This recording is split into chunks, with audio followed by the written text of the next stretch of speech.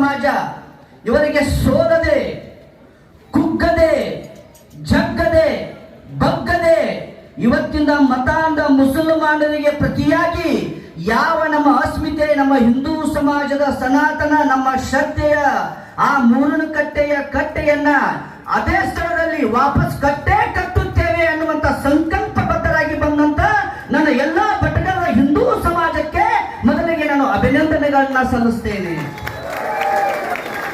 ಯಾಕಂದ್ರೆ ನಾವು ಹೆದರಿಲ್ಲ, ಇಲ್ಲಿದ್ದಂತ ಮುಸಲ್ಮಾನರಿಗೆ ನಾವು ಕುಗ್ಗಿಲ್ಲ, ನಾವು ಬಗ್ಗೋದು ಇಲ್ಲ. ಯಾಕಂದ್ರೆ ಪರಾಕ್ರಮ ಇರುವಂತ ಇತಿಹಾಸ ನಮ್ಮದು. ನಮ್ಮ ಶ್ರೀಕಾಂತ್ ಶೆಟ್ಟಿಜಿ ಅವರು ಹೇಳಿದ್ರು, ಮುಸಲ್ಮಾನರು ನಮ್ಮ ಕಟ್ಟೆಯನ್ನ, ನಮ್ಮ ಸನಾತನ ಧಾರ್ಮಿಕ ಶ್ರದ್ಧೆಯ ಕಟ್ಟೆಯನ್ನ ಯಾವಾಗ ಮೇ 24ರ ಬೆಳಗ್ಗೆ ನಮ್ಮ ಹಿಂದೂ ಸಮಾಜ ಎಲ್ಲರೂ ಕೂಡಿ ಕಟ್ಟಿದಂತಹ ಶ್ರದ್ಧೆಯ ಕಟ್ಟೆಯನ್ನ ಕಟ್ಟಿದಂತ ಹಿಂದೂ ಸಮಾಜ, ನಾವು ಭಟ್ಕಳದ ನಮ್ಮ ಒಂದೇ ಒಂದು ಕುಟುಂಬದ 11 ಜನ ನೀರಲ್ಲೇ ಮುಳುಗಿ ಸಾವಿನಪ್ಪಿದಂತ ಸಂದರ್ಭದಲ್ಲಿ ನಮ್ಮ ಭಟ್ಕಳದ ಎಲ್ಲಾ ಹಿಂದೂ ಸಮಾಜ ಶೋಕ ಸಾಗರದಲ್ಲಿ ಮುಳುಗಿತ್ತು.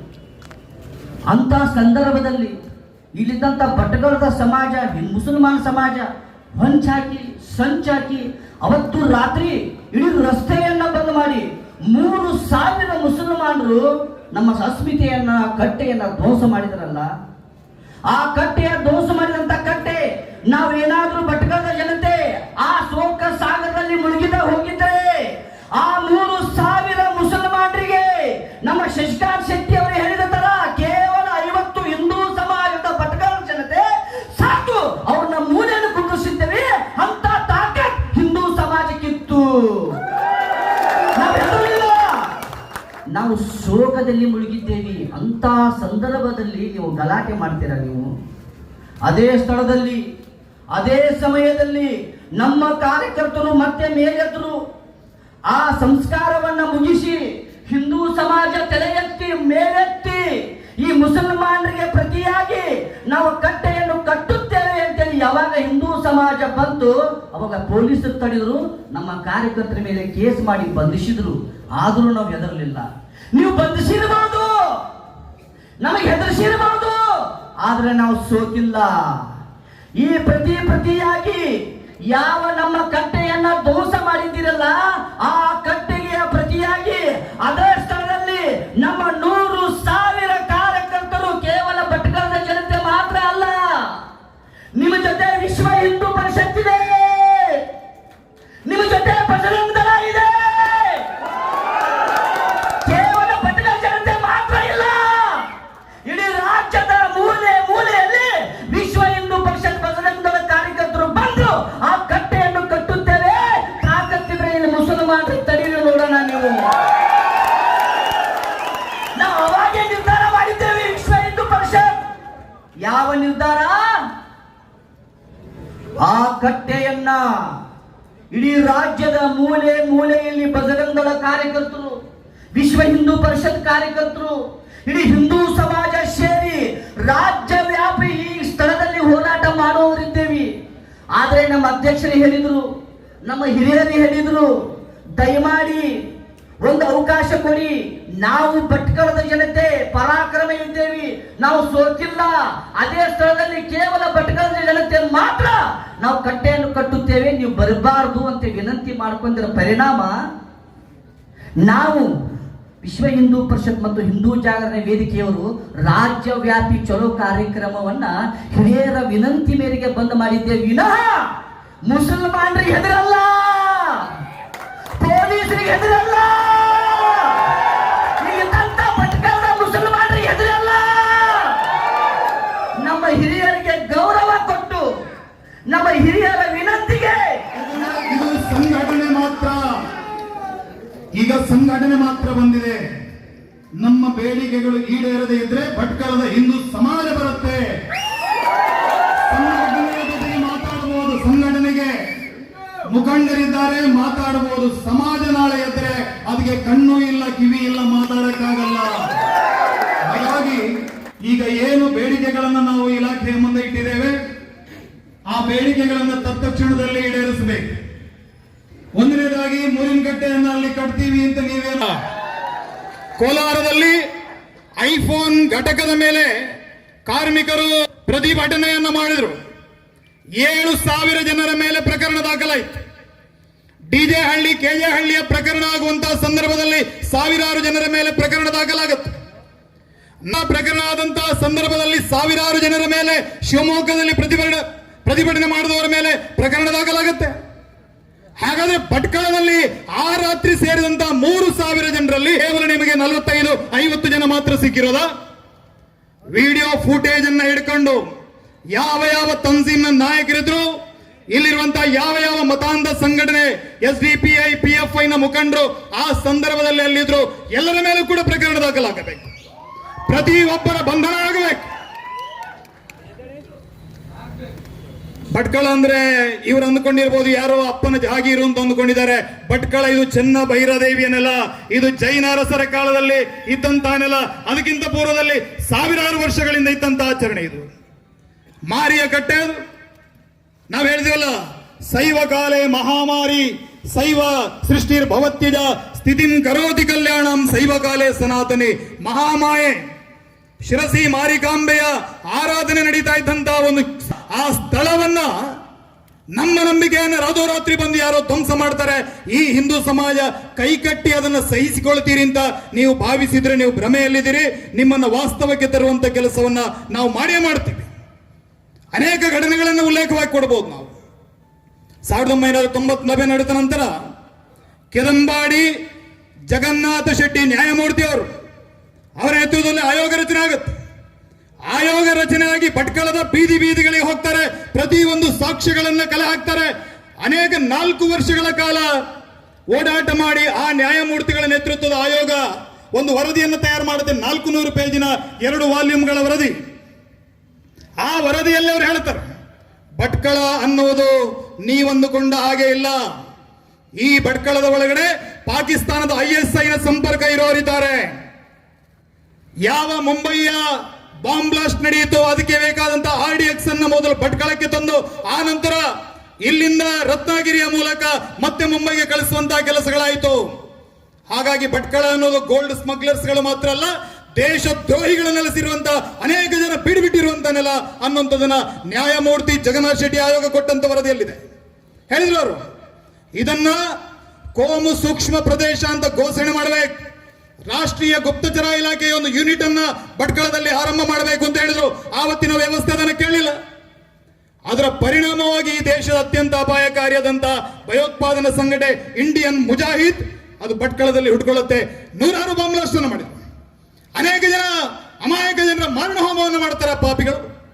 ಅವರು ಹುಟ್ಟಿರುವಂತಹ ಭಟ್ಕಳ, ಈ ಭಟ್ಕಳವನ್ನು ಸರಿಪಡಿಸುವಂತಹ ಕೆಲಸವನ್ನ ಇಲಾಖೆ ಸರ್ಕಾರಗಳು ಮಾಡದೇ ಇದ್ರೆ ಅದನ್ನು ಮಾಡೋದಕ್ಕೆ ಹಿಂದೂ ಸಮಾಜಕ್ಕೆ ಗೊತ್ತಿದೆ. ಇತಿಹಾಸ ಅದಕ್ಕೆ ಸಾಕ್ಷಿಯಾಗಿದೆ. ಬಾಲ ತುಳಿದ್ರೆ ಹಿಂದೆ ತಿರುಗಿ ನೋಡ್ತೀವಿ ಅಷ್ಟೇ. ಬೆನ್ನಿಗೆ ಕಾಲಿಟ್ರೆ ಒಮ್ಮೆ ಗರ್ಜನೆ ಮಾಡ್ತೀವಿ.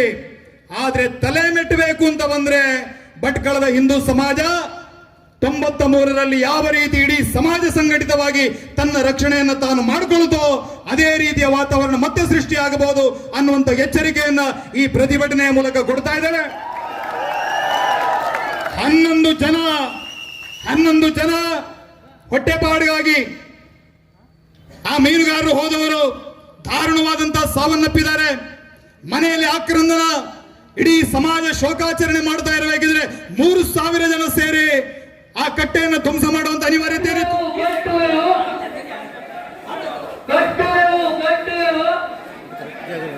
ಹೌದ್ರಿ.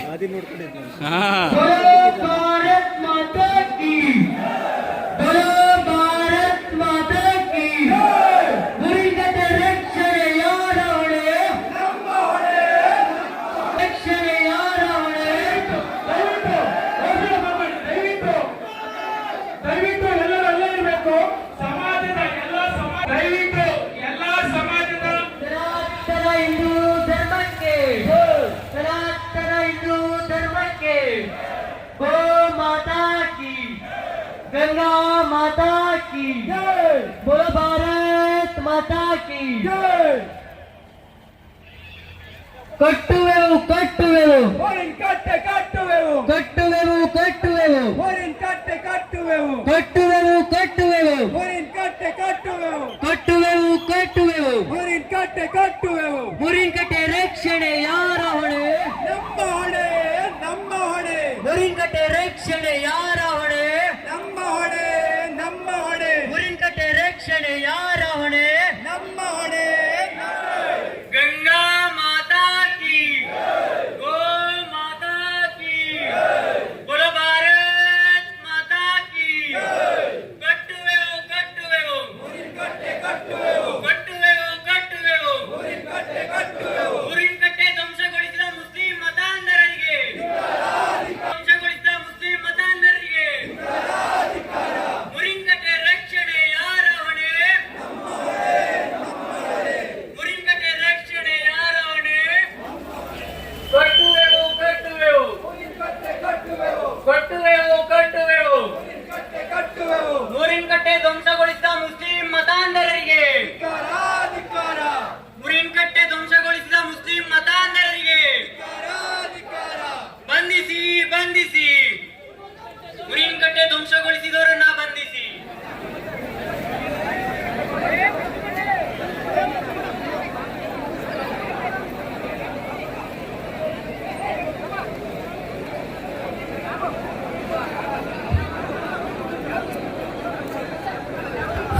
ದಯವಿಟ್ಟು ಬ್ಯಾನರ್ ಮುಂಭಾಗದಲ್ಲಿರೋರೆಲ್ಲ ಹಿಂಭಾಗಕ್ಕೆ ಹೋಗ್ಬೇಕು. ಮೈಕ್ ವಾಹನ ಬಿಟ್ಟು ಹಾಗೂ ಬ್ಯಾನರ್ ಬಿಟ್ಟು ಉಳಿದವರೆಲ್ಲ ಹಿಂಭಾಗಕ್ಕೆ ಹೋಗ್ಬೇಕು.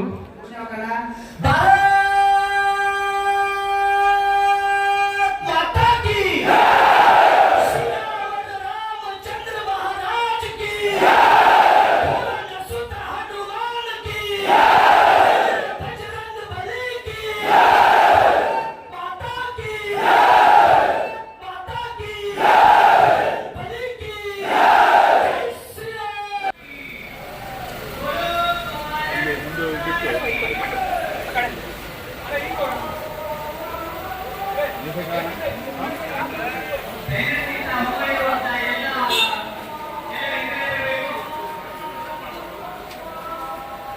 ಮುಸ್ಲಿಂ ಮತಾಂಧರಿಗೆ ಅಧಿಕಾರ ಮುರಿನ್ಕಟ್ಟೆ ರಕ್ಷಣೆ ಯಾರ ಹೊಣೆ ಮುರಿನ್ಕಟ್ಟೆ ರಕ್ಷಣೆ ಯಾರ ಹೊಣೆ ಮುರಿನ್ಕಟ್ಟೆ ಧ್ವಂಸಗೊಂಡಿರುವ ಮುಸ್ಲಿಂ ಮುಖಂಡರನ್ನ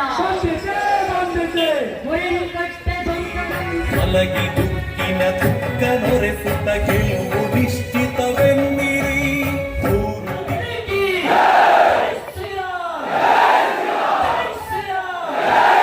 ಮಾತೆಯರು ಬಂದಿದೆ, ದಯವಿಟ್ಟು ಬ್ಯಾನರ್ ಹತ್ರ ಬರಬೇಕು. ಮಾತೆಯರು ಎಲ್ಲಿದ್ರು?